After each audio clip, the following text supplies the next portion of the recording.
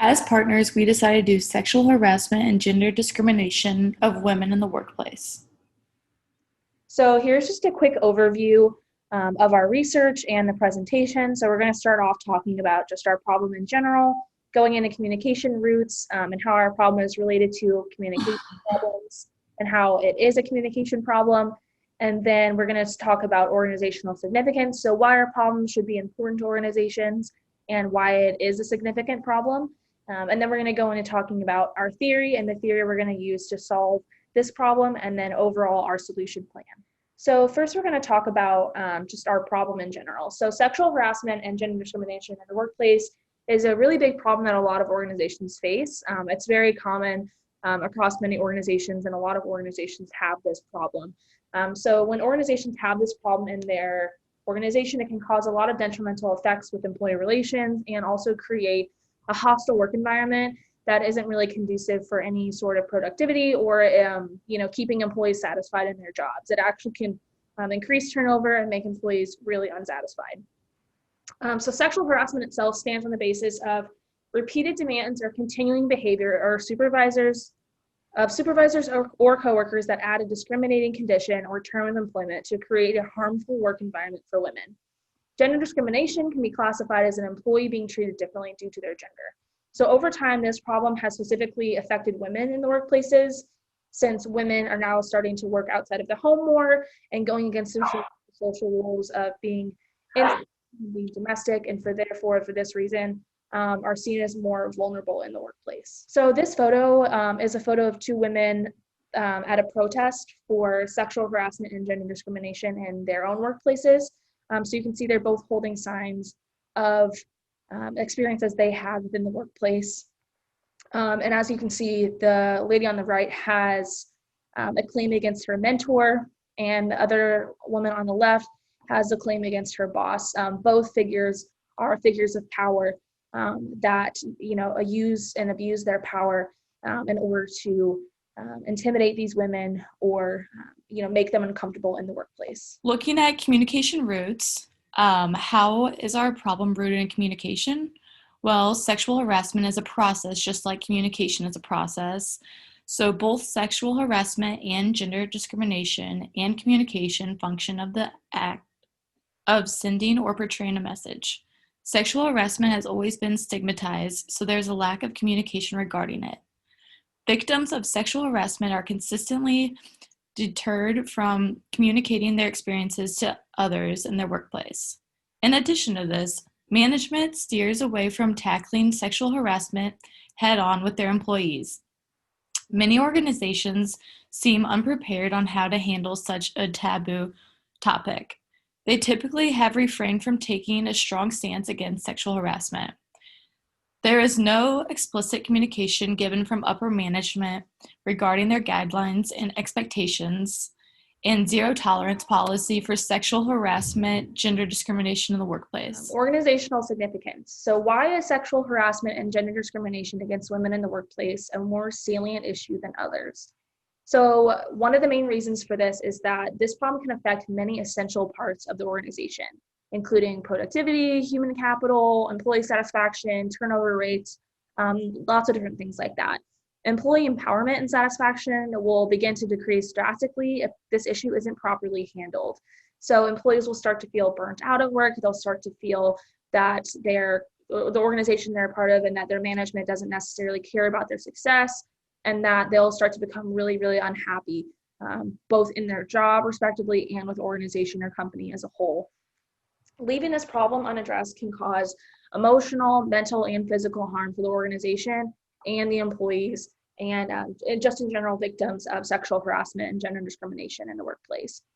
So we have this statistic here that says 90 to 95% of sexually harassed women suffer from some debilitating stress reaction, including anxiety, depression, headaches, sleep disorders, weight loss or gain, nausea, lower self-esteem, and sexual dysfunction. So clearly, this is not just an emotional issue, but it also causes physical harm. It can really keep people from doing their job properly. It can really keep them from having the utmost highest level of productivity that they can. If your employee capital is negatively affected, this will lead to so many productivity issues in your company. And because of these huge detrimental effects of organization, or that sexual harassment and gender discrimination can have against an organization, organizations have just an essential responsibility to create a safe workplace for their employees. Organizations are always, or they should be expected to always create an environment that's welcoming to all genders and all sexual orientations, and make their employees feel as comfortable as they can in the workplace, so that way they can have the best chance to succeed. Human capital is one of the most important resources that organizations have, so it must be protected. A lot of organizations have this similar stance that your employees and your human capital is the most important resource, and that if you don't have good employees and if you don't treat your employees well, then your organization will never be able to achieve its goals. So these graphics that we used are two different ones, but they're both dealing with sexual harassment. So the one on the left is talking about, it's just I believe it's just a sample pool of men versus women and how they feel that their organization, how effective their organization is at handling sexual harassment complaints. So you can see on the left, the men believe that their organization is handling it much better than the women do. And it's a very noticeable difference, which is really interesting to see.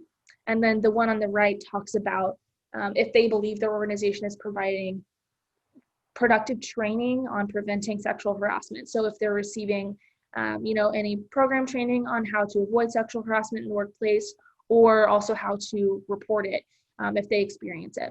And it's a similar situation to this one here, that men believe that the training is more effective than women do.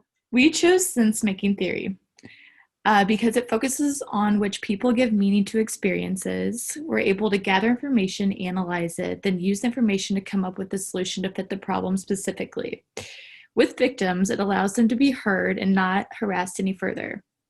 With managers, once they fully understand sense-making, they can better tailor guidelines within the workplace. Some contributing factors would be sexual harassment and gender discrimination, victims and emotions, managers to connect and understand to create their best solution to help these victims. We chose this theory because it gives an insight into deeper meaning behind all that this harassment affects. It also deals with emotions, and sexual harassment has a lot of emotions attached to it. For our solution, managers will make sure the guidelines are explicit and all employees understand. Employees must sign off and agree, stating that they are willing to abide by these strict guidelines of no harassment. If not followed consequences will be faced, such as risk termination from company. With the new reporting system, which will be monthly feedback from the employees of how things are running, if they need to be changed and what needs to be altered, those that aren't complying will no longer be employed. In conclusion, management will make sure the guidelines put in place are relevant to culture and demographics of the company. Managers will be directly communicating with their team about changes or the current issues that will occur throughout time. Managers will initiate conversations to their teams and make strong stance to enforce the zero tolerance policy. Managers will also encourage to their staff that they are open to talk about any problems going on within the workplace. So in conclusion, if employees feel unsafe or awkward addressing these issues, anonymous ballots will be offered. They can write what's happening and turn it in discreetly. This will allow them to address the issue and create a solution to solve it. All staff will also have access to these guidelines at all times, since they'll be signing off saying that they agree to follow these guidelines.